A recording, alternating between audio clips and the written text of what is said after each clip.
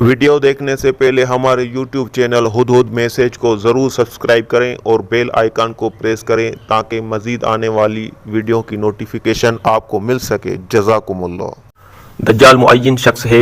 दज्जाल एक मुअय्यन शख्स होगा क्योंकि हदीस में वाज़ेह तौर पर इस बात को बयान किया गया है। लिहाजा किसी मुल्क, इदारे या ताकत को दज्जाल समझना दुरुस्त नहीं है, जैसा कि ख़वारिज और दीगर फातिल फ़िरक़ों का है। काज़ी अय्याज़ रहमतुल्लाह अलैह फरमाते हैं, दज्जाल के वाक़े में ये सारी हदीस जिनको इमाम मुस्लिम वगैरह ने ज़िक्र किया है, दज्जाल के वजूद की सही होने पर दलील हैं और इस बात की भी दलील है कि दज्जाल एक मुअय्यन शख्स होगा।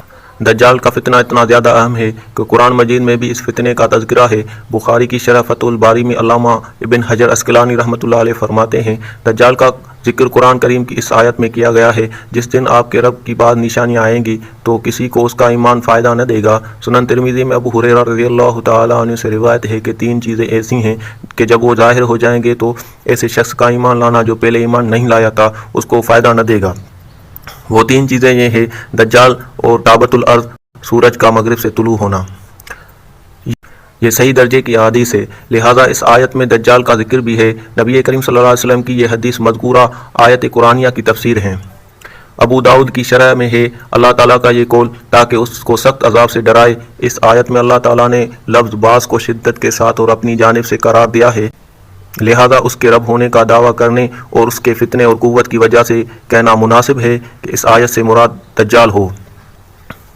दज्जाल के खुलूस से पहले हज़रत अस्मा बिन्त ज़ैद अंसारिया सहाबिया रज़ियल्लाहु ताला अन्हा फरमाती हैं कि रसूलुल्लाह सल्लल्लाहु अलैहि वसल्लम मेरे घर में तशरीफ़ फरमा थे।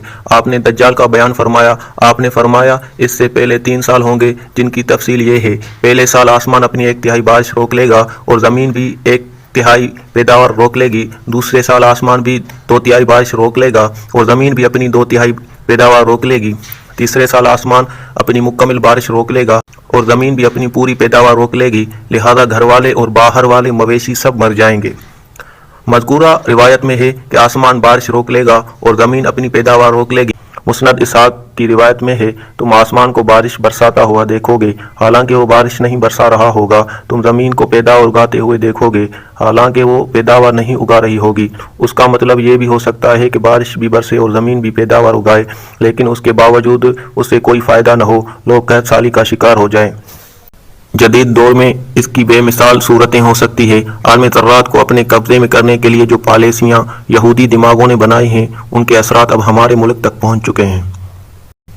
हुज़ूर करीम सल्लल्लाहु अलैहि वसल्लम ने फरमाया, खुरूज दज्जाल से पहले चंद साल बड़े धोखे वाले होंगे। उसमें सच्चा आदमी झूठ बोलेगा और झूठा आदमी सच बोलेगा। खाइन अमीन हो जाएंगे और अमीन खाइन, और घर में रहने वाले जूते का तस्मिया लोगों से बात करेगा।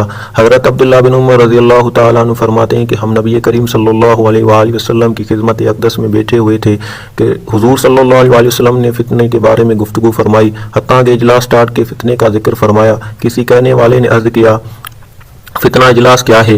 आपने फरमाया, वो भगदड़ और जंग है। उसके बाद सरा होगा जिसका फसाद मेरे अहल बैत में से एक शख्स के कदमों के नीचे से होगा। वो समझेगा कि वो मुझसे है, हालांकि वो मुझसे नहीं। मेरे दोस्त तो सिर्फ मुत्तकी हैं। अल्लाह और उसका रसूल ही बेहतर जानता है कि वो सैयद कौन होगा। फिर लोग एक ऐसे आदमी पर सुलह कर लेंगे जो पसली पर गोश्त की तरह होगा। फिर काला फितना होगा जो किसी को थप्पड़ मारे बगैर न रहेगा। फिर जब कहा जाएगा कि फितना ख़त्म हो गया तो वो और फैलेगा। उसमें आदमी सुबह को मोमिन और शाम को काफिर होगा। लोग 2 खीमों की तरफ लौट जाएंगे, एक खीमा ईमान का जिसमें निफाक नहीं, दूसरा खीमा निफाक का जिसमें ईमान नहीं। तो जब ये हो जाए तो उस दिन या उसके अगले दिन दज्जाल के खुरूज का इंतज़ार करो। हज़रत अब्दुल्लाह बिन उमर रज़ियल्लाहु ताला अन्हु फरमाते हैं, मैं हतीम में हज़रत हुज़ैफ़ा रज़ियल्लाहु ताला अन्हु के साथ था। उन्होंने हदीस जिक्र की, फिर फरमाया, इस्लाम की लड़ियों को एक एक करके तोड़ा जाएगा और गुमराह करने वाले कायदीन हो जाएंगे और उनके बाद 3 दज्जाल निकलेंगे। मैंने पूछा, ए अबू अब्दुल्लाह हुज़ैफ़ा, आप ये जो कि कह रहे हैं, क्या आपने ये नबी करीम सल्लल्लाहु अलैहि वसल्लम से ही सुना है? उन्होंने जवाब दिया, जी हाँ, मैंने ये हुज़ूर सल्लल्लाहु अलैहि वसल्लम से सुना है और मैंने नबी करीम सल्लल्लाहु अलैहि वसल्लम को ये भी फरमाते हुए सुना कि दज्जाल अस्फ़िहान की यहूदिया नामी बस्ती से ज़ाहिर होगा। रिवायत काफ़ी तवील है जिसका कुछ हिस्सा ये है, 3 चीखें होंगी जिसको अहले मशरिक व मगरिब सुनेंगे। ए अब्दुल्ला, जब तुम दज्जाल की खबर सुनो तो भाग जाना। हज़रत अब्दुल्ला बिन उमर रज़ियल्लाहु ताला अन्हु फरमाते हैं, मैंने हज़रत हुज़ैफ़ा रज़ियल्लाहु ताला अन्हु से दरियाफ़त फरमाया, अपने पीछे वालों अहल अयाल की हिफाजत किस तरह करूँगा? हज़रत हुज़ैफ़ा रज़ियल्लाहु ताला अन्हु ने फरमाया, ان کو حکم کرنا کہ وہ پہاڑی کی چوٹیوں پر چلے جائیں۔ حضرت عبداللہ بن عمر رضی اللہ تعالیٰ عنہ فرماتے ہیں میں نے پوچھا کہ اگر وہ گھر والے یہ سب کچھ چھوڑ کر نہ جا سکیں؟ فرمایا ان کو حکم کرنا کہ وہ ہمیشہ گھروں میں ہی رہیں۔ حضرت عبداللہ بن عمر رضی اللہ تعالیٰ عنہ فرماتے ہیں میں نے کہا کہ اگر وہ یہ بھی نہ کر سکیں تو پھر حضرت حذیفہ رضی اللہ تعالیٰ عنہ فرمایا اے ابن عمر وہ خوف فتنہ فساد اور لوٹ مار کا زمانہ ہے۔ حضرت عبداللہ بن عمر رضی اللہ تعالیٰ عنہ فرماتے ہیں میں نے پوچھا کہ عبداللہ حذیفہ کیا اس فتنے و فساد سے کوئی نجات ہے؟ حضرت حذیفہ رضی اللہ تعالیٰ نے فرمایا کیوں نہیں، کوئی ایسا فتنہ و فساد نہیں جس سے نجات نہ ہو۔